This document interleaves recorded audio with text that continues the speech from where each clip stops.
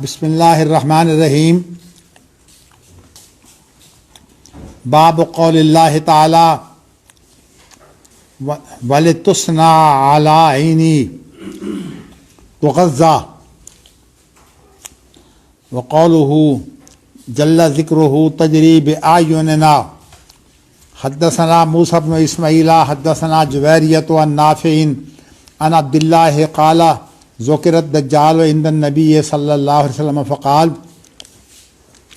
ان اللہ لا یخفی علیکم ان اللہ لیس بأعور واشار بیدہ الی عینہ وان مسیح الدجال اعور عن الیمنی مسیح الدجال اعور عین الیمنی کأن عینہ عنبۃ طافیہ۔ کل ہم نے جو موضوع شروع کیا تھا کل شیء ہالک الا وجہہ، اس کے اندر ہم نے ایک تو آپ کو یہ بتایا تھا کہ قرآن مجید کی اس آیت کی تفسیر جو ہے وہ کیا ہے۔ اس آیت کی تفسیر کے بارے میں خلاصہ ہم نے یہ ذکر کیا تھا کہ وجہ سے مراد جو ہے اللہ کی بادشاہی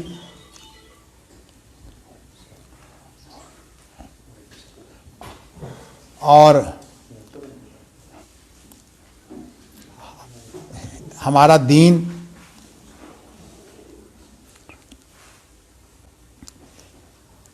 اور اس طرح 7 چیزیں ہم نے آپ کو وہ بتائی تھیں کہ جو اللہ نے پیدا کی ہیں، اللہ کی مخلوق ہیں، اور اللہ کی مخلوق ہونے کے باوجود یہ جو ہیں یہ ہلاک نہیں ہوں گی، ان کو فنا بھی نہیں ہے۔ اس کے بارے میں ہم نے یہ ذکر کیا تھا کہ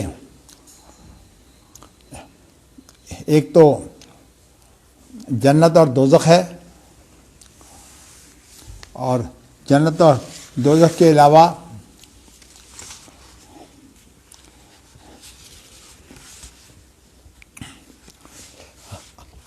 اللہ کا عرش، اللہ کی کرسی، اسی طرح روح، لوح محفوظ اور قلم۔ میں نے ابھی دین کی بات جو ہے وہ اس سے کچھ الگ ہو کر کی ہے۔ یہ تفسیر جو ہے یہ امام جعفر صادق سے ثابت ہے کہ وجہ سے مراد اللہ کا دین ہے۔ دین کا لفظ جو ہے یہ اللہ کی طرف بھی اضافت ہوتا ہے، انسان کی طرف بھی اس کی اضافت ہوتی ہے، اور جزئی جو معاملات ہیں ہمارے ہاں ان کی طرف بھی اس کی نسبت ہوتی ہے، جیسے کہ الصلاۃ دین، اور اسی طرح جو ہمارے اجتماعی معاملات ہیں ان کی طرف بھی دین کی نسبت ہوتی ہے۔ یعنی دین کے استعمالات بہت سے ہیں، لیکن دین کا جو ایک جوہری معنی ہے وہ یہ ہے، جیسے کہ لغت میں ہے انقیاد۔ انقیاد کے معنی بندھن کے ہیں، یعنی خود اپنے آپ کو قید میں سے ہے نا، بندھن۔ انسان جو ہے وہ اگر اس کا بندھن اللہ سے قائم ہو جائے، جس کو ہم شرعی اصطلاحات کے اندر جو ہے وہ ایمان بھی کہتے ہیں، تو جب اللہ سے تعلق قائم ہو جاتا ہے تو پھر دنیا کی جو چیزیں ہیں وہ اس کے سامنے اہمیت نہیں رکھتی۔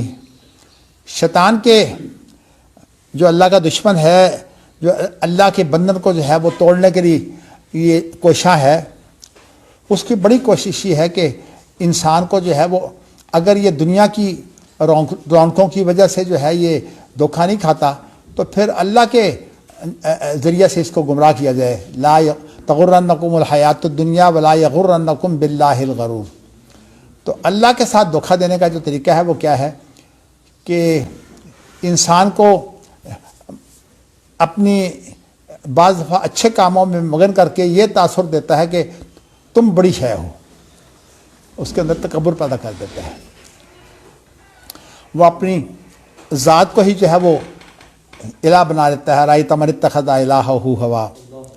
اور بہت بڑا اس کا وار یہ بھی ہے کہ جن کے ساتھ صحبت ہوتی ہے انسان جو ہے وہ ان کی صحبت کے ساتھ جو ہے وہ اس طرح متعلق ہوتا ہے کہ وہ ایک دھڑا بن جاتا ہے. اور یہ جو دھڑا بننا ہے یہ اتنی خوفناک چیز ہے کہ ہم تو اس کو بڑا معمولی سمجھتے ہیں. ہم نے تو بڑے ماشاءاللہ نام رکھے ہوئے ہیں بڑے بڑے، اور اسی طرح جو ہے وہ اپنی نسبتیں جو ہے وہ مختلف تنظیمیں بنا کر جو ہے وہ ہم کرتے رہتے ہیں. لیکن یہ اللہ کا بہت بڑا عذاب ہے. یہ دھڑا بندی جو ہے یہ اللہ کا بہت بڑا عذاب ہے. اور جو حدیث امام بخاری اس کے اندر لائے ہیں اس کے اندر یہ موجود ہے. اس کا مفہوم جو ہے وہ میں آپ کے سامنے، جب قرآن کی یہ آیت اتری قل هو القادر علی ان یبعث علیکم عذابا من فوقکم او من تحت ارجلکم، تو اللہ کے نبی صلی اللہ علیہ وسلم نے جب اوپر سے عذاب کی جو ہے وہ بات کی گئی کہ اللہ اوپر سے عذاب لا سکتے ہیں تو کہا اعوذ بوجہک، اے اللہ میں تیرے چہرے کے ساتھ پناہ مانگتا ہوں. اور پھر جب قرآن مجید کی او من تحت ارجلکم آیا تو فقال النبی اعوذ بوجہک، اے اللہ میں تیرے چہرے سے پناہ مانگتا ہوں. او یلبسکم شیعان، یا تمہیں خلط ملط کر کے گروہ بنا دے. شیعہ ان لوگوں کو کہتے ہیں جن کا ایک ہی انداز ہو. شیعہ قرآن مجید میں اشیاءکم، یہ شیعہ جو ہے وَإِنَّ مِن شِيَعَتِهِ لِإِبْرَاهِيمَ، نوح علیہ السلام کے انداز پر جو ہے وہ جس نے کام کیا وہ ابراہیم علیہ السلام ہے. تو نبی اکرم صلی اللہ علیہ وسلم نے کی یہ دعا قبول نہیں ہوئی. باقی دعائیں جو ہیں وہ قبول ہو گئیں کہ اوپر سے کوئی ایسا عذاب آئے جس کے ساتھ جو ہے پوری امت ہلاک ہو جائے، یا نیچے سے کوئی عذاب آئے جس کے ساتھ بہت بڑی تباہی بچے، زمین کے اندر انسان دھنس جائیں. تو پھر جو ہے وہ اللہ نے کہا یہ دعائیں تو منظور ہیں، لیکن یہ جو ہے نا کہ تمہیں گروہ گروہ کر کے جو ہے وہ آپس میں الجھا دوں، یہ دعا قبول نہیں ہے، کیونکہ یہ اللہ کی بہت بڑی آزمائش ہے. اور اس آزمائش کے اندر چونکہ انسان کا اپنا دخل ہوتا ہے تو اس لیے آپ کو یہ پتہ ہے کہ اللہ کی آزمائش سے کوئی بھی نہیں بچ سکتا. خاص طور پر جو ایمان والے ہیں ان کے بارے میں یہ آیت خاص طور پر قابل غور ہے. وَمَا كَانَ اللَّهُ لِيَذَرَ الْمُؤْمِنِينَ عَلَىٰ مَا أَنْتُمْ عَلَيْهِ حَتَّىٰ يَمِيزَ الْخَبِيثَ مِنَ الطَّيِّبِ. اللہ اکبر اللہ اکبر. اللہ تعالیٰ مومنوں کو ایسے نہیں چھوڑ سکتے یہاں تک کہ ان میں سے جو پاک ہیں ناپاک ہیں ان کو الگ الگ کرے. وہ آزمائش کی صورت میں ہوتا ہے. تو اس لیے آزمائش جو ہے وہ لازمی ہے. ہم سمجھتے ہیں کہ کوئی مصیبت آ جائے تو آزمائش ہوتی ہے، نعمت ملے تو آزمائش نہیں ہوتی. حالانکہ نعمت مصیبت سے بڑی آزمائش ہوتی ہے. انسان دکھوں کی آزمائش میں تو عام طور پر اللہ سے دور نہیں ہوتا، لیکن یہ جو نعمتوں کی آزمائش ہے اس سے تو اللہ سے کٹ جاتا ہے. اور میں نے یہ توجہ تو آپ کو دلائی ہے کہ کوئی مذہبی گروہ بندی ہو، کوئی سیاسی گروہ بندی ہو، یہ اللہ کا عذاب ہے. اور اللہ سے ہم پناہ مانگتے ہیں کہ اللہ ہمیں اپنے عذاب سے بچا لے. لیکن میں اس کے ساتھ جو ہے وہ آپ کو یہ بھی ذرا پھر باور کرانا چاہتا ہوں کہ انسان کو اپنی زندگی بہت ہی پیاری ہے. اب یہ جو ہم نے آپ کے سامنے جعفر صادق رحمۃ اللہ علیہ کی تفسیر پیش کی ہے کہ اس سے مراد اللہ کا دین ہے. کیا مطلب ہے؟ اللہ کے ساتھ وابستگی، انقیاد. اور اسی لیے قرآن مجید کے اندر تمام انبیاء کو ذکر کر نوح علیہ السلام سے لے کر محمد صلی اللہ علیہ وسلم تک شرع لکم من الدین ما وصی بہ نوحا والذی اوحینا الیک وما وصینا بہ ابراہیم وموسیٰ وعیسیٰ ان اقیموا الدین ولا تتفرقوا فیہ. وہاں اقیم الدین سے کیا مراد ہے؟ اقیم الدین سے مراد یہ ہے کہ تم اللہ کے ساتھ وابستہ ہو جاؤ. اور جو اللہ کے ساتھ وابستگی ہوتی ہے یہ اصل میں اتنا بڑا مقام ہے. آپ دیکھیے آج معمولی سا ایک افسر ہوتا ہے, کوئی اس کا جو ہے مشیر بن جاتا ہے, وہ کتنا فن خواہ ہو جاتا ہے. تو اللہ کا ساتھی انسان بن جائے, اس سے بڑا انسان کے لیے کیا نعمت ہے. لیکن یہ جو اللہ کی جو نعمت ہے نا, اللہ سے وابستگی کی صورت میں, اس کا سب سے بڑا دشمن جو ہے وہ شیطان ہے. اور اس سے صرف مخلص لوگ جو ہیں, وہ شیطان نے بھی کہا کہ اللہ عبادہ کا منہم المخلصین, یہ میرے قابو نہیں آئیں گے. تو باقی تو اس نے بڑے بڑے لوگ جو ہے تباہ کیے ہیں, اور کس طرح وہ تباہ کرتا ہے میں اس وقت اگر اس تفصیل میں جاؤں گا تو پھر بات بھی بن جائے گا, اور ویسے بھی میرے پاس ٹائم تھوڑا ہے. میں یہ بتانا چاہتا ہوں کہ جہاں ہم نے 7 چیزیں گنی ہیں, وہ تمام کی تمام چیزیں جو ہیں وہ اللہ سے زیادہ وابستہ ہے. ان معنوں میں کہ آپ یہ دیکھیے نا کہ عرش ہو, کرسی ہو, یہ بھی اللہ کی بادشاہی جو ہے, یعنی عرش اور کرسی بھی بادشاہی کی علامت ہے نا. اور اس کے بعد جو ہے جنت اور جہنم, یہ انسان کی آزمائش کے بعد اس کا نتیجہ ہے. اچھا, اس کے بعد پھر یہ ہے کہ لوح محفوظ اور قلم, یہ وہ ہے کہ اللہ تعالیٰ نے جو ہے وہ جب اللہ عرش پر تھے اور اللہ کا عرش جو ہے وہ پانی پر تھا, تو اس وقت جو ہے وہ اللہ تعالیٰ نے پھر جو ہے وہ قلم کو پیدا کیا, اور قلم سے کہا کہ جو کچھ ہو چکا وہ بھی, اور جو کچھ ہونا ہے وہ بھی تو لکھ دے. اور پھر اللہ تعالیٰ نے اس کے اندر جو سابقہ صورتحال تھی تخلیق کی, اس لیے کہ باقی اللہ کے بارے میں تو لوح محفوظ میں بھی موجود نہیں ہے. جو کچھ ہمارے پاس موجود ہے اتنا ہی کچھ ہی ہے. لوح محفوظ کے اندر بھی اللہ کے بارے میں کیفیتیں موجود نہیں ہیں. جو موجود ہے وہ ہمیں نبی اکرم صلی اللہ علیہ وسلم نے بیان کر دی ہے. اور یہ بھی آپ کو بتاؤں کہ لوح محفوظ جو ہے یہ عرش کے اوپر ہے اللہ کے پاس, جیسے کہ حدیث کے اندر الفاظ ہے فوق العرش عندہ, یہ لوح محفوظ ہے, یہ اللہ کے پاس عرش پر ہے. میں آپ بتاتا ہوں کہ ہمارے ساتھ متعلقہ صرف ایک چیز ہے, وہ یہ کہ اللہ سے بندھن, اللہ سے ہمارا بندھن ہو جائے, ہم اللہ سے جڑ جائیں, یہ ایمان ہے. اور اس جڑنے کے ساتھ پھر اطاعت جو ہے وہ خود بخود آ جاتی ہے. اس کے ساتھ جو ہے وہ سب بہت بڑی نعمت جو ہے وہ کیا ہے کہ اس کو پھر موت نہیں ہے. یعنی اللہ سے وابستگی جو ہے اس کو کوئی موت نہیں ہے, یہ باقی رہے گی. اسی لیے وہ وابستگی باقی رہے گی, تو اس کی بنا پر جو ہے وہ سارے کے سارے جو اللہ سے وابستہ لوگ ہیں وہ جنت میں چلے جائیں گے. حتیٰ کہ جو جہنم میں بھی جائیں گے, جن کی اللہ سے وابستگی رائی کے دانے کے برابر بھی ہے, وہ بھی جہنم سے نکل کر جنت میں چلے جائیں گے. تو وہ حدیث بھی آئے گی انشاءاللہ, وہاں میں تفسیر آپ کو بیان کر دوں گا. میں کہتا ہوں کہ سب سے بڑی نعمت دینداری ہے کہ اللہ سے وابستہ ہو گیا. اور اس کے اندر جب اللہ سے وابستہ ہو جاتا ہے پھر اس کا طریقہ کار تو ایک ہی ہے, اور وہ کیا کہ اطاعت رسول صلی اللہ علیہ وسلم وما محمد اللہ رسول. تو یہ جب چیز انسان کو مل جاتی ہے تو یہ آپ یوں سمجھیے کہ پوری کائنات کی بادشاہی ہے. اللہ تو ظاہر ہے کہ کائنات سے اوپر ہے, لیکن ہم تو کائنات کا ایک حصہ ہے نا. اور اس کائنات کا حصہ ہو کر جو ہمیں سب سے بڑی نعمت ملتی ہے وہ یہ ہے. اور یہ نعمت جو ہے اللہ تعالیٰ نے اس کا اظہار جو ہے وہ ان لوگوں کے لیے تو کر دیا ہے جو اللہ کے راستے میں شہید ہوتے ہیں. اور باقیوں کے بارے میں اللہ نے تفصیل بیان نہیں کیا, تاکہ نبیوں کے بارے میں بھی یہ ذکر نہیں ہے, لیکن شہیدوں کے بارے میں یہ ذکر آ گیا کہ ان کی روحیں جو ہیں وہ سبز پرندے ہیں جو جنت الفردوس کے اوپر جو ہے وہ عرش ہے. تو عرش کے ساتھ وہ قندیلوں کے اندر جو ہے وہ روحیں وہاں بسیرا کرتی ہیں, اور صبح کے وقت ان کو چھوڑ دیا جاتا ہے, وہ جنت کی سیر کرتی ہیں, اور اس کے بعد جو ہے وہ جنت کی نعمتیں کھانے کے بعد شام کو پھر وہ قندیلوں میں بسیرا کرتی ہیں. تو یہ وہ چیز ہے جو شہیدوں کے بارے میں, اس لیے شہید ہونے کی خواہش جو ہے یہ بہت ہی اہم ہے. تو صاف سی بات یہ ہے کہ اگر انسان کو جو ہے وہ صحیح ایمان ہو تو پھر شہید ہونے کی خواہش جو ہے وہ اس کے ساتھ ہو جاتی ہے, کیونکہ اسے پتہ ہے کہ یہ جو برزخ کا معاملہ ہے نا, یہ صرف شہید کے بارے میں تو صراحت موجود ہے کہ اس کو جو ہے وہ رزق بھی ملے گا, نعمتیں بھی ملے گی. بلا یاؤن عند ربہم یرزقون, اور کسی کے بارے میں ذکر نہیں آیا کہ اس کو نعمتیں بھی ملے گی، اس کو رزق بھی ملے گا۔ اب یہ برزخ کا معاملہ کتنا لمبا ہے، وَمِن وَرَائِهِمْ بَرْزَخٌ إِلَىٰ يَوْمِ يُبْعَثُونَ، یہ کتنا لمبا ہے اس کا کچھ پتہ نہیں ہے۔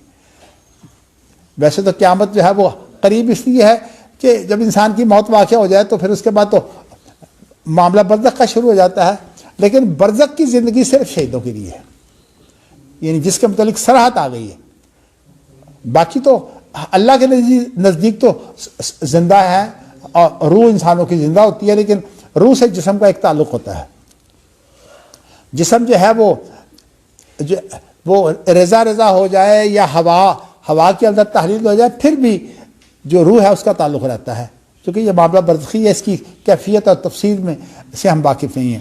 تو میں نے آپ کو یہ بتایا کہ سب سے بڑی نعمت جو ہے وہ کیا دین ہے، اس لیے مجھے امام جعفر صادق کی جو یہ تفسیر ہے نا بہت پسند آئی ہے، خاص طور پر جو انہوں نے وجہہ کی تفسیر یہ کی ہے۔ اگرچہ جو امام بخاری نے تفسیر کی ہے بادشاہی کی، اس میں امام بخاری یہ بتانا چاہتے ہیں کہ اس آیت کا جو ایک ہے نا مقصد، وہ ہمارے سامنے کیا ہے۔ مقصد اس آیت کا یہ ہے کہ اللہ یہ بتائے کہ ہر چیز جو ہے وہ ہلاک ہونے والی ہے، بے بسی کی موت، اور فنا ہے اس کا وجود ختم۔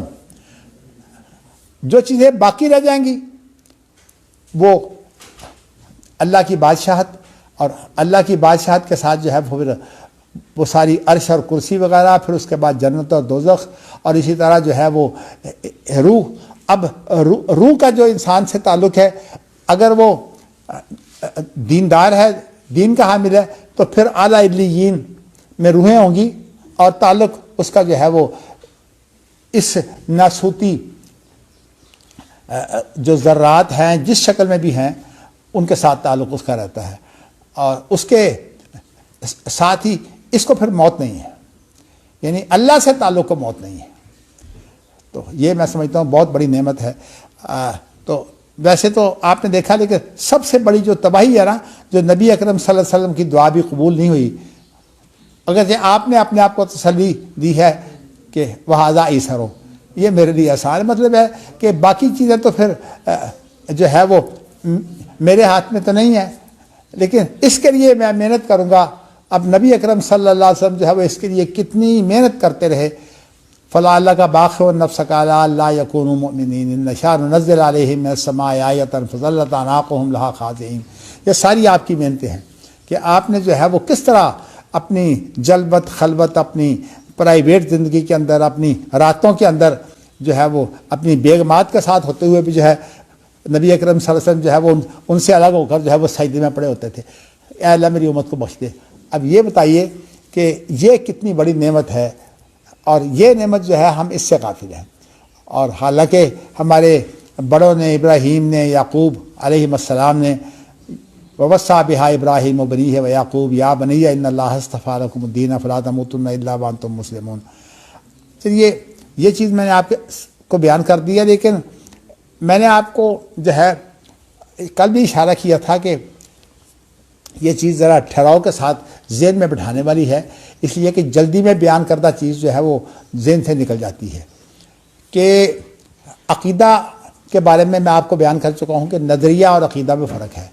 عقیدہ اس بندھن کو کہتے ہیں جو انسان کے اندر ہوتا ہے، اور ہاں جی جو دین سے وجود میں آتا ہے، جو دین سے وجود میں آتا ہے، نہیں، وجود تو جس طرح بھی آتا ہے نبیوں کی تبلیغ سے آتا ہے، اور آپ یوں سمجھیے کہ جب یہ بندھن پیدا ہو جاتا ہے تو وہی تو دین ہے۔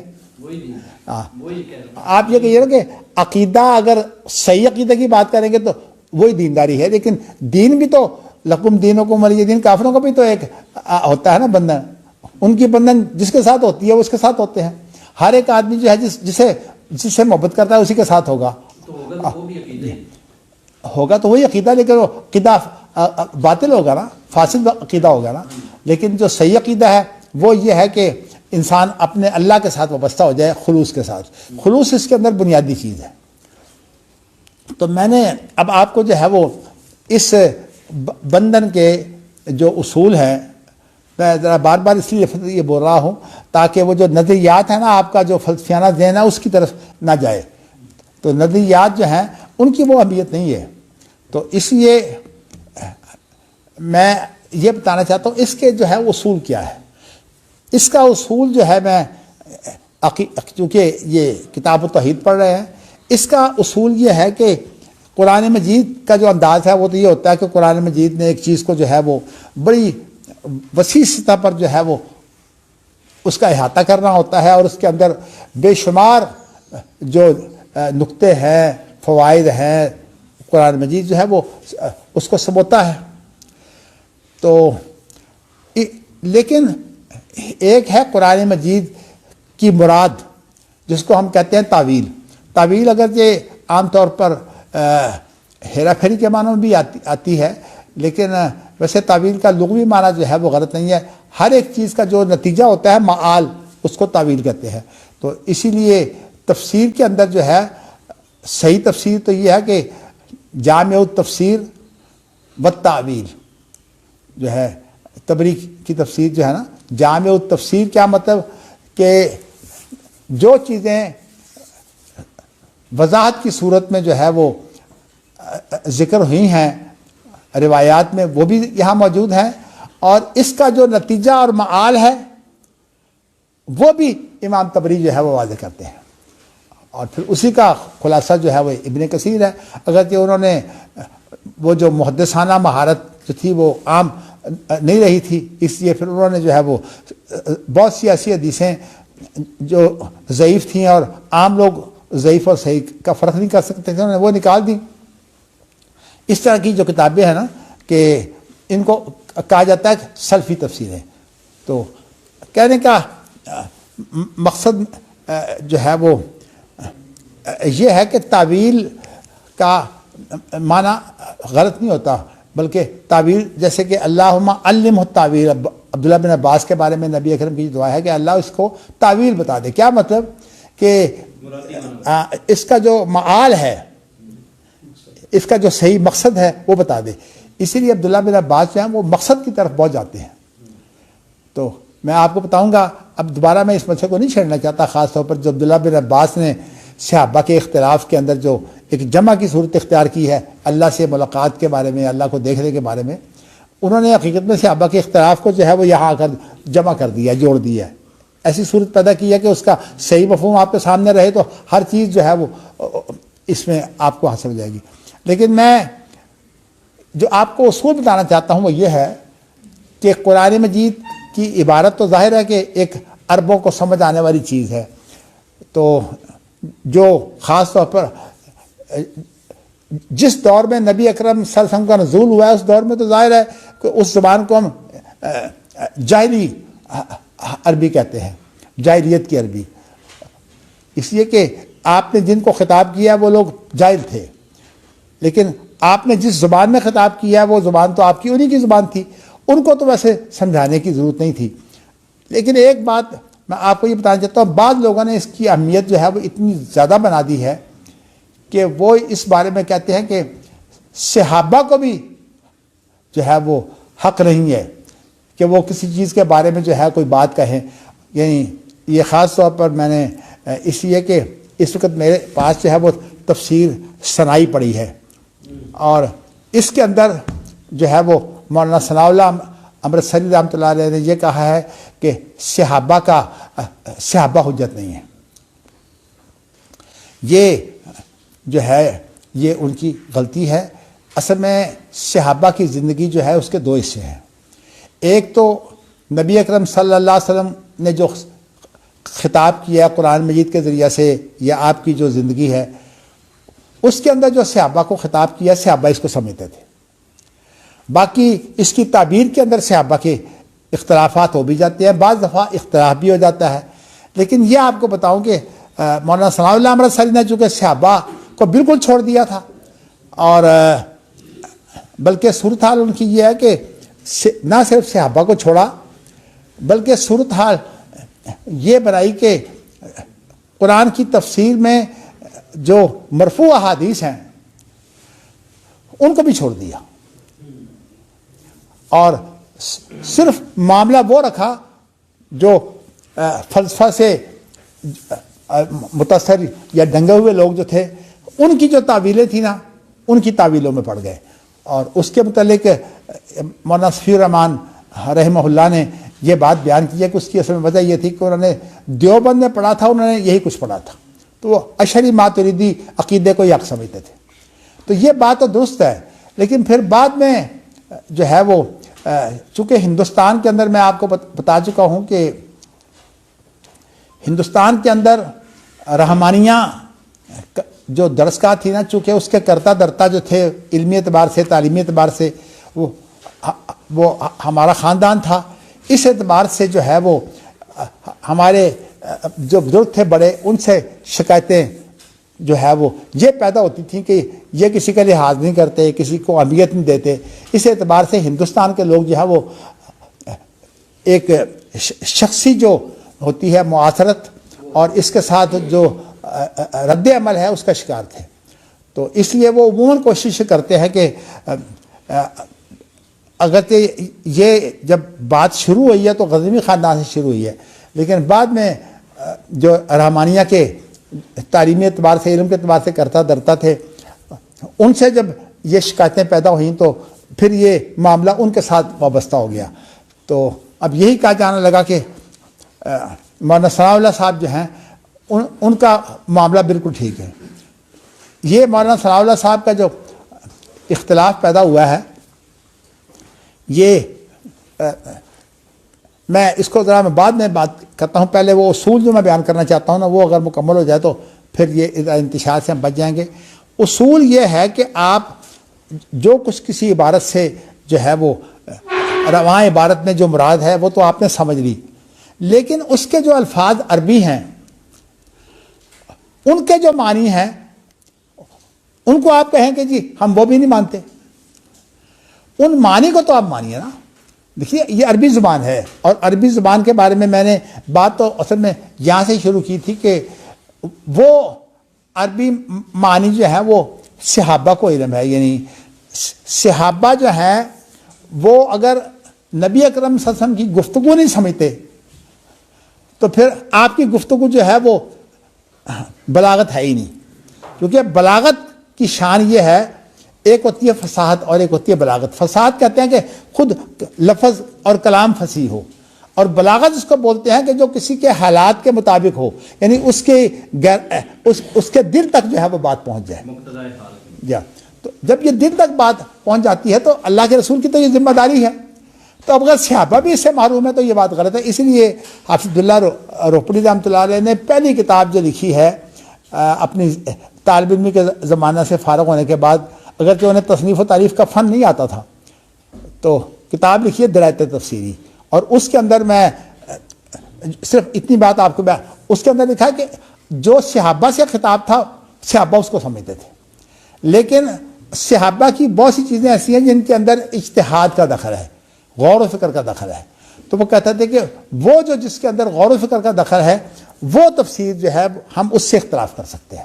اور اس کے اندر صحابہ کا اپنی اختلاف بھی ہے. جیسے کہ میں نے آپ کو بتایا کہ اللہ سے یہ اللہ کو دیکھا ہے یا جبرائیل کو دیکھا ہے، صحابہ کا اختلاف موجود ہے.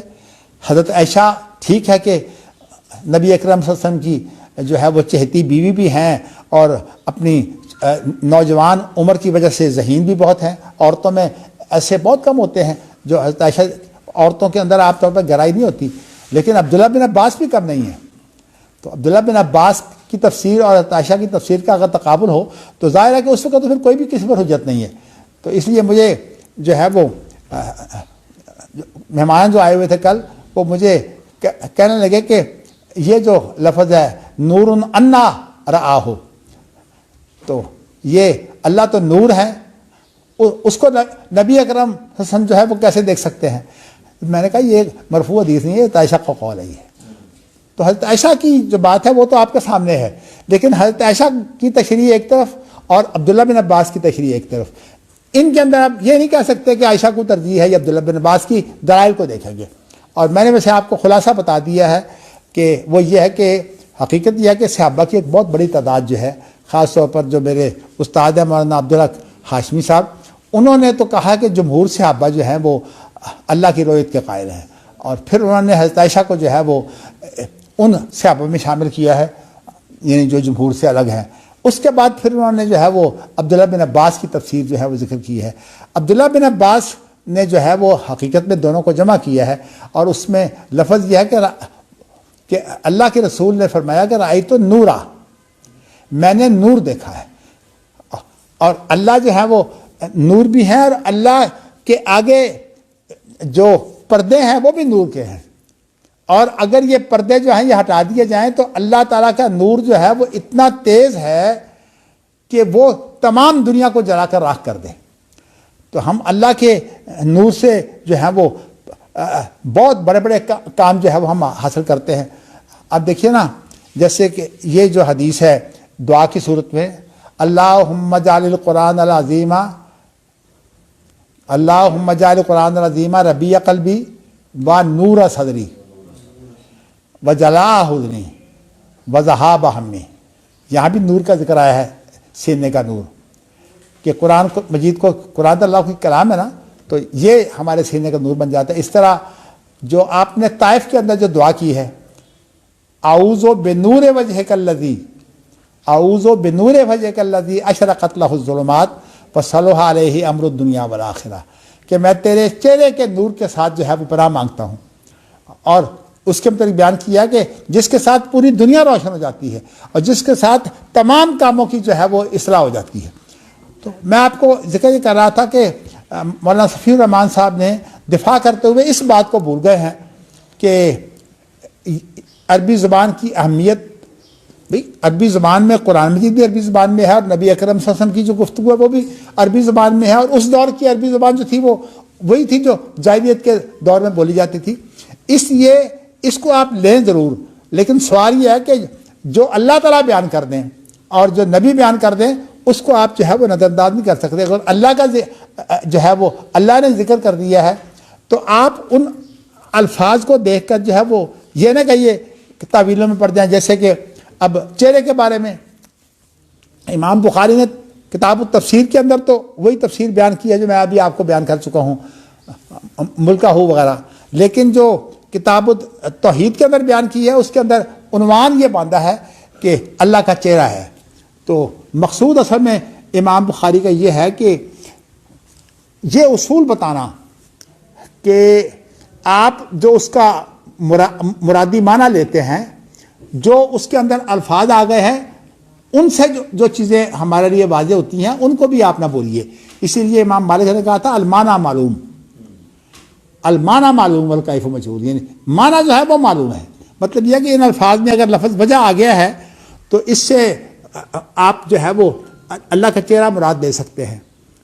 اگرچہ قرآن مجید کے اندر جو لفظ وجہ ہے نا یہ اور معنوں میں بھی استعمال ہوا ہے، لیکن وہ سارے اللہ سے متعلق ہی ہیں۔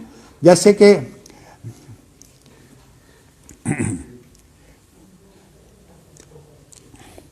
وَيُطْعِمُونَ الطَّعَامَ عَلَىٰ حُبِّهِ مِسْكِينًا وَيَتِيمًا وَأَسِيرًا إِنَّمَا نُطْعِمُكُمْ لِوَجْهِ اللَّهِ۔ تو یہ یہاں وجہ اللہ سے مراد کیا ہے؟ اللہ کی رضا، یعنی یہاں بھی اللہ کا وصف ہی جو ہے مقصود ہے، لیکن یہاں وجہ سے مراد جو ہے وہ اللہ کا وصف ہے۔ تو اس لیے اللہ کی ذات جو ہے وہ ذات محض نہیں ہے، اپنے اوصاف کے ساتھ ہے۔ تو کہنے کا مقصد یہ ہے کہ یہاں سے یہ بات جو ہے یہ ثابت ہوتی ہے کہ اللہ کا چہرہ بھی ہے۔ اصل میں جو عقیدے میں اصول ہے نا سلف کا، وہ یہ ہے کہ آپ اس کا معنی مراد بھی لیں، لیکن اس کے ساتھ ساتھ جو عربی زبان کے الفاظ ہیں ان کا جو معنی ہے وہ بھی معلوم ہے، اس سے انکار نہ کریں۔ جو فلاسفہ نے اس کی تعویلیں کر کے انکار کیا ہے نا، یہ اصل میں عقیدہ سلف سے انحراف ہے۔ تو عقیدہ میں جو ہے وہ اصول یہ ہے کہ ان دونوں چیزوں کو جمع کیا جائے۔ تو اس کی بات کرتے ہوئے مولانا صفی الرحمان صاحب نے کہا ہے کہ مولانا ثناء اللہ صاحب نے دونوں کو جمع کیا ہے، حالانکہ میں نے جو ہے اس پوری تفسیر کے اندر وہ مقامات دیکھے ہیں، انہوں نے جمع کی بات نہیں کی۔ ما بنا کا انتشدہ ما خلق تو بیدہی، وہاں بھی صرف قدرت اس کے معنی کی ہے۔ اسی طرح جو ہے وہ بلکہ مولانا صفی الرحمان صاحب نے ایک جگہ پر خود مولانا ثناء اللہ صاحب کی تصحیح کرتے ہوئے اعتراض کیا ہے، وہ ہے کہ مولانا ثناء اللہ صاحب یہ جو کیف تحیی الموتیٰ والا معاملہ ہے نا، ابراہیم علیہ السلام نے کہا تھا کہ تم مردوں کو کیسے زندہ کرتا ہے، تو اس وقت پھر اس کے بعد اللہ نے 4 پرندوں کے بارے میں کہا، تو مولانا ثناء اللہ صاحب کی تفسیر یہ تھی کہ بس ان 4 پرندوں کا اپنے ساتھ سدھا لیا، حالانکہ ان کے اندر تضمین کی صورت یہ تھی. ایک تضمین ہوتی ہے ہماری گرامر کے اندر، تضمین اس کو بولتے ہیں کہ ایک فعل کے اندر دوسرے فعل کا معنی موجود ہوتا ہے اور اس کے صلہ سے جو ہے اس کا تعارف کروایا جاتا ہے. تو جو الہ ہے نا اس کے اندر جو ہے فسرہ کے معنی کاٹنے کے ہیں، اور اس کے اندر جو ہے نا مائل کرنا، کیونکہ الہ صلہ ہوتا ہے مائل کرنے کا.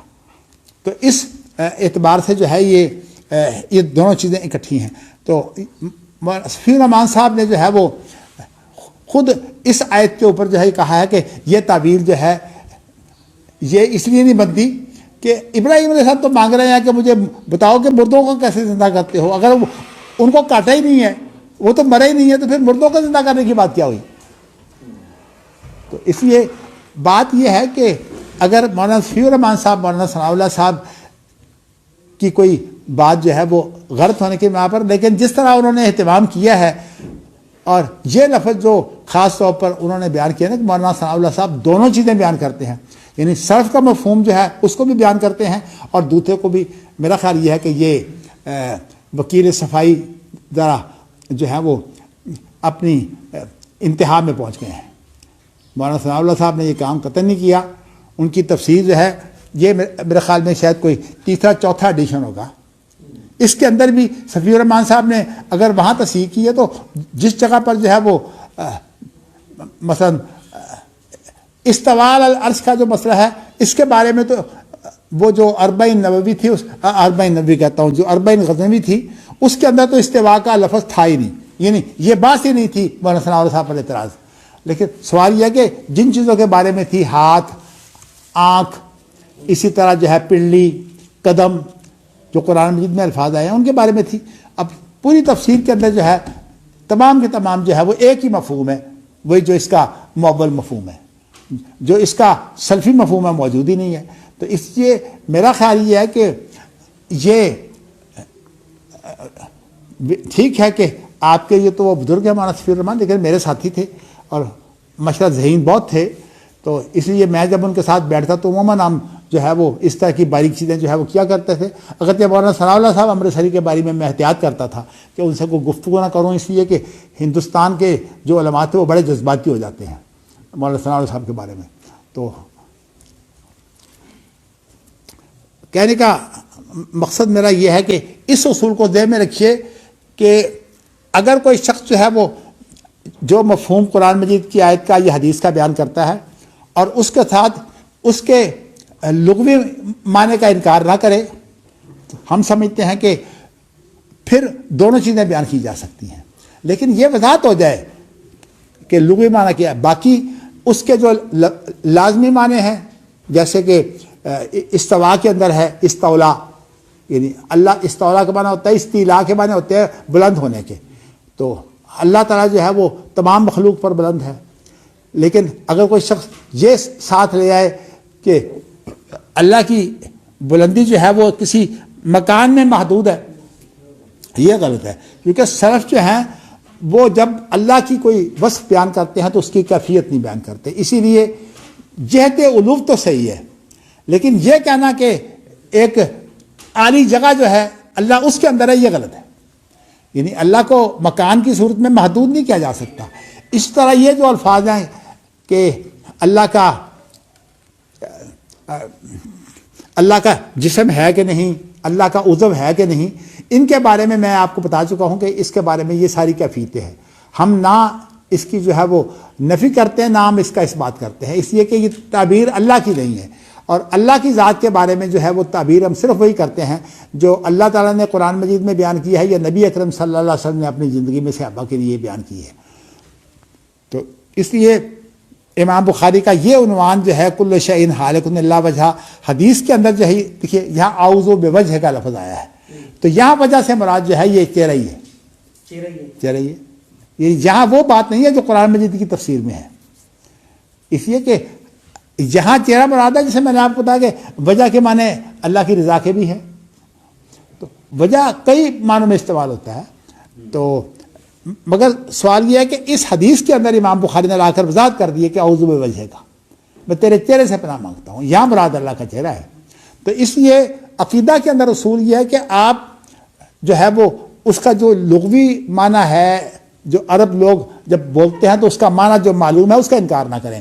تو میں نے آپ کو یہ بتایا کہ اس تفسیر کے اندر اصل کمی یہ ہے کہ انہوں نے ان معنی کا تو ذکر ہی نہیں کیا، بلکہ میں نے دیکھا ہے کہ اب یہ آخری ایڈیشن ہے، اس کے بعد تو کوئی اور ایڈیشن نہیں آیا. اس کے اندر جگہ جگہ مولانا ثناء اللہ امرتسری چھوڑ گئے ہیں. بہت سی چیزیں جو ہم نے اپنے بزرگوں سے سنی ہوئی ہے وہ میں نے یہاں دیکھی ہے تو ذکر ہی نہیں ہے. تو اس کی وجہ یہ ہے کہ میرے خیال میں یہ چونکہ یہ 1905 کے اندر یہ سوال اٹھا تھا، 1905 کے اندر یہ اس وقت یہ جھگڑا پیدا ہوا تھا. مولانا ثناء اللہ صاحب جو ہیں یہ 1868 کی پیدائش ہے. مطلب یہ کہ جب یہ نئی صدی آئی ہے تو اس وقت مولانا ثناء اللہ صاحب 32 سال کے تھے. تو خیر حافظ عبداللہ صاحب تو بہت چھوٹے ہیں، جس وقت وہ بزرگ بڑے تھے، حافظ عبداللہ صاحب اس وقت بالکل نوجوان تھے. تو اب صورت جو ہے وہ بلکہ حافظ عبداللہ صاحب کو یہ مشکل پیش آئی کہ مولانا ثناء اللہ صاحب کی پوری ہندوستان میں جو شہرت تھی اپنی تقریروں کی وجہ سے، مناظروں کی وجہ سے، وہ ایسا تھا جیسے کہ ایک بہت بڑا بزرگ ہو جس کی پوری شہرت ہو اور اس کے سامنے ایک طالب علم جو ہے وہ کھڑا ہو جائے. لیکن حافظ صاحب نے جو ہے وہ اپنی دلائل سے جو ہے وہ لوگوں کو منوایا ہے، حتیٰ کہ جو مولانا ثناء اللہ صاحب کے ساتھی رہے ان کے معاملات میں. یہ بات بھی میں آپ کو بتا دوں کہ ہندوستان کے علماء کے اندر عقیدے کا زیادہ اہتمام تھا ہی نہیں. اسی لیے وہ ہمارے ایک دوست ہیں محمد احمد واصل واسطی، انہوں نے جو عقیدے کے بارے میں کتاب لکھی ہے، انہوں نے مولانا وحید الزمان، مولانا ابو الحسن سیالکوٹی، اس طرح کے بہت سے بزرگوں کے بارے میں بتایا ہے کہ عقیدے میں ان کی غلطیاں کیا تھیں. اصل وجہ یہ ہے کہ ہندوستان کے اندر اہل حدیث جو ہے یہ بنیادی طور پر تقلیدی بندھن کے خلاف تحریک چلی ہے. اس کا ایک مثبت نتیجہ یہ تھا کہ کتاب و سنت سے وابستہ ہو گئے، لیکن محدود وسائل کی حد تک. اس کے باہر تو انہوں نے وسعت اختیار ہی نہیں کی، عقائد کی باریکیوں میں پڑے نہیں. تو اس اعتبار سے اگر ہندوستان کے علماء کو آپ جو ہے وہ تھوڑی سی، میں ان کا عذر سمجھتا ہوں. ان کا عذر یہ ہے کہ بھئی انہوں نے پڑھا ہی نہیں عقیدہ. مصیبت یہ بنی ہوئی ہے کہ اب جو سعودی عرب سے جو پڑھ کے آ رہے ہیں نا، ان کو وہ عقیدت جو ہے وہ اب وہ پریشان کر رہی ہے. اب کتابیں جو تھپ رہی ہیں مولانا ثناء اللہ امرتسری کی، کم از کم اب یہ تفسیر تو ایک ہے نا. میرے خیال میں بہت سی چیزیں، چونکہ اردو تفسیر میں نے ابھی نہیں دیکھی، بہت سی چیزیں جو ہیں جو میں نے سنی ہوئی اپنے بزرگوں سے وہ اردو تفسیر میں ہوں گی. اس میں نے تلاشیاں نہیں ملی مجھے. تو اس کا مطلب یہ ہے کہ اسی طرح مولانا ثناء اللہ صاحب کی جو گفتگو ہے ساری، چونکہ اہل حدیث جو ہے وہ انہوں نے غالباً 1906 میں نکالا ہے، 1906 میں نکالا ہے، اور 1906 سے لے کر جو ہے وہ 1948 تک تو خود نکالتے رہے ہیں. 1948 میں ان کی وفات ہوئی ہے نا. میرا خیال میں پاکستان بننے کے بعد شاید نہیں نکالا، لیکن پاکستان سے بننے تک تو نکلتا رہا ہے نا. ہاں جی، بیچارے وہ سٹل تھے، اور آپ کو پتا کہ ان کا بیٹا جو تھا مولانا عطا اللہ صاحب، وہ بیچارے شہید ہو گئے تھے. تو 4 ان کے پوتے تھے جو سرگودا میں پھر بعد میں انہوں نے سرائی پریس بھی لگایا. تو میں بتانا ہی چاہتا ہوں کہ جہاں تک احترام کا مسئلہ ہے، صاف سی بات یہ ہے کہ میں ان کا بہت زیادہ احترام کرتا ہوں. اور حافظ عبدالقادر روپڑی صاحب بسا اوقات اس کو محسوس کرتے تھے کہ میں مولانا ثناء اللہ صاحب کی اتنی تعریف کیوں کرتا ہوں. میں کہا یہ کرتا تھا کہ یہ ٹھیک ہے کہ ان سے غلطیاں ہوئی ہیں، کون سا عالم ہے جس سے غلطی نہیں ہوتی، لیکن اتنی بات ہے کہ جو ان کی دینی خدمات ہیں ان کا اعتراف ہونا چاہیے. میں مولانا مودودی کے بارے میں جو ہے بتا چکا ہوں کہ مولانا مودودی جو ہے وہ بھی عقیدے میں جامع عقیدہ رکھتے ہیں، خاص طور پر اللہ کے ہر جگہ ہونے کے بارے میں، اور اسی طرح جو ہے وہ ایمان کا معنی علم اور یقین کرتے ہیں. لیکن اس کا معنی یہ نہیں کہ مولانا مودودی کی جو خدمات ہیں تحریکی اور مفکرانہ، ان سب کا انکار کر دیا جائے.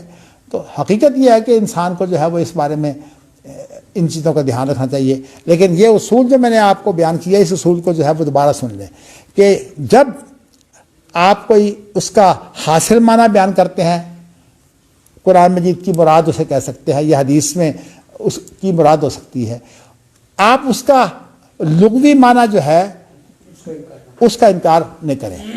یہ ہے سلف کا اصول، اور یہ امام مالک نے جو ہے اس کو سامنے رکھ دیا، المعنی معلوم والکیف مجہول والسؤال عنہ بدعہ. اور اس کے اندر زیادہ جو ہے وہ قرید میں پڑھنا جو ہے یہ دینداروں کا کام نہیں ہے. تو میں بتانا ہی چاہتا ہوں کہ علماء اہل حدیث کے بارے میں یہ بدظنی کرنی کہ ان کو جو ہے وہ سلفی عقیدے کا پتہ نہیں تھا، میں یہ سمجھتا ہوں کہ یہ درست نہیں ہے. جیسے ذکر آ گیا تھا مولانا سلطان محمود صاحب کا، اصل بات یہ ہے کہ ہمارے علماء نے عقیدہ پڑھا ہی نہیں، اور یہی وجہ ہے کہ آج کے ہمارے علماء بعض ایسے ہیں جو سعودی عرب سے بھی ہو کے آ گئے ہیں، لیکن وہاں بھی ان کو عقیدے کا ذوق نہیں تھا. تو اس بنا پر جو ہے وہ ان کے لیے مشکلات پیدا ہو گئی ہیں. اللہ تعالیٰ حافظ عبدالستار حماد کو بھی جو ہے وہ سمجھ دے، ہدایت دے. وہ اپنے آپ میں تو بڑی شے ہے، لیکن انہوں نے وہاں جو ہے وہ کلیت قرآن میں داخلہ لیا تھا، اسی پڑھ کر فارغ ہو گئے. تو ان کا تخصص تو قرآن ہے، اور جو عقیدے کی باتیں زیادہ اصول الدین میں آتی ہیں.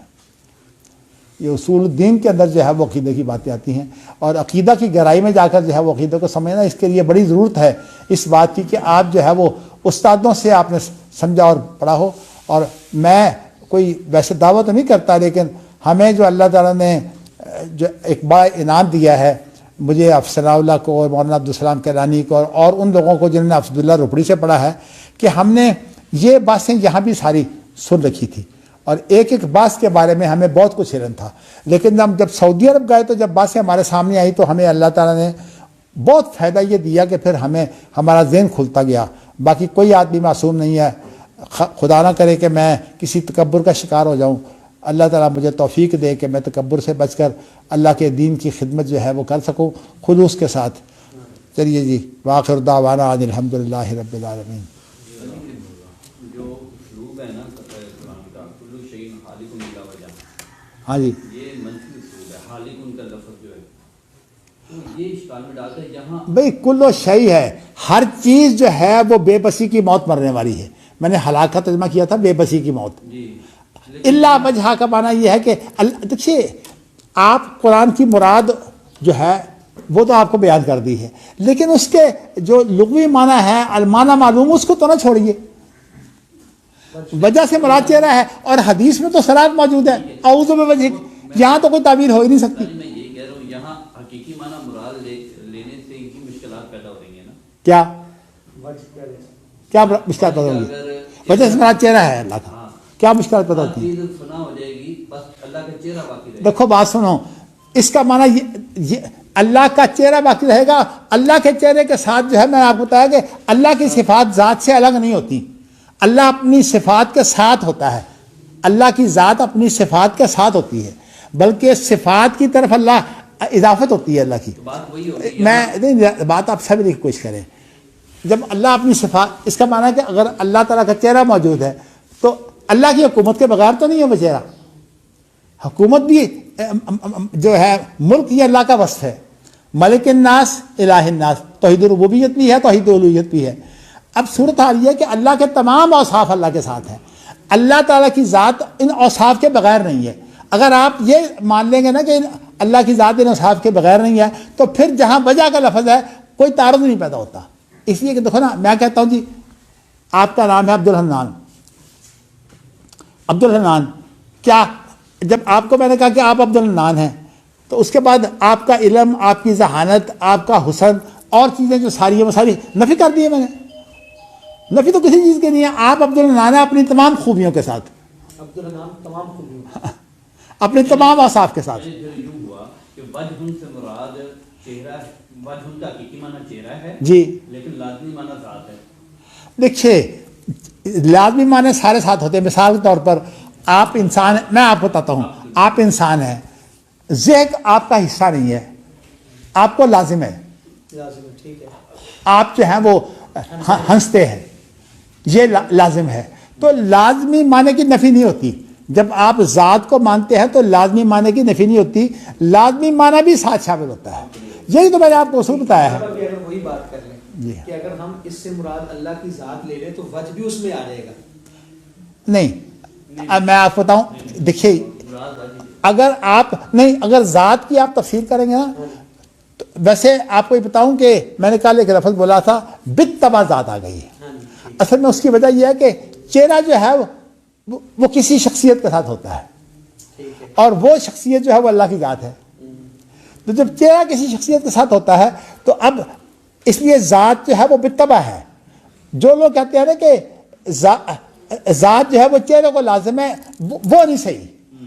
ایک لفظ ہے کہ ذات چہرے کے تابع ہے، نہیں، ذات چہرے کے تابع نہیں ہوتی بلکہ چہرہ ذات کے تابع ہوتا ہے. اور ایک لفظ ہے بالطبع. بالطبع کا لفظ یہ معنی ہوتا ہے کہ اپنے آپ ہی یہ چیز اس پہ آ جاتی ہے.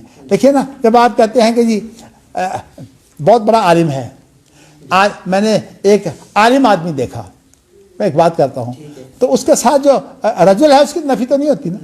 بس یہی میں کہنا چاہتا ہوں. کہہ سکتے ہیں کہ چہرہ جو ہے وہ ذات کا نمائندہ ہے.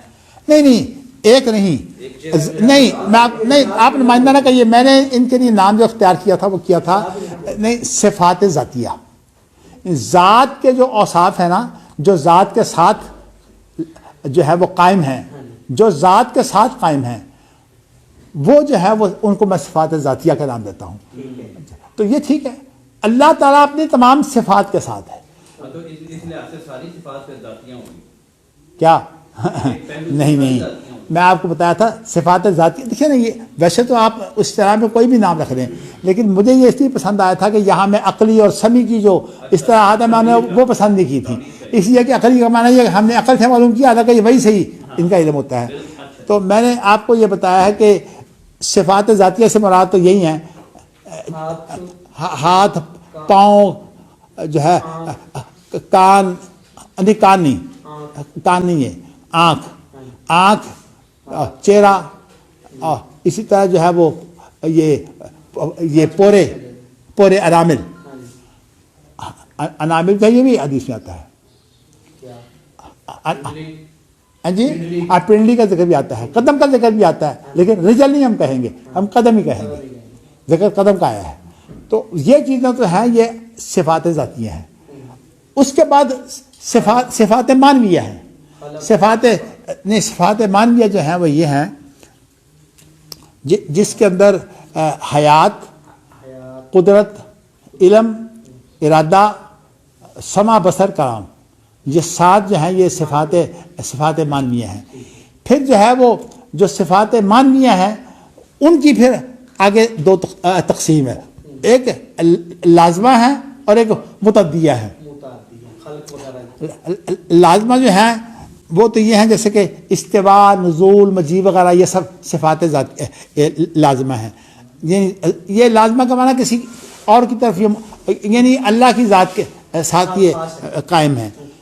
دوسری جو ہیں جو متعدیہ ہیں ان کے اندر کیا ہے؟ خلق، رزق اور احیاء، اماتہ وغیرہ، یہ جو ہے وہ متعدیہ ہیں.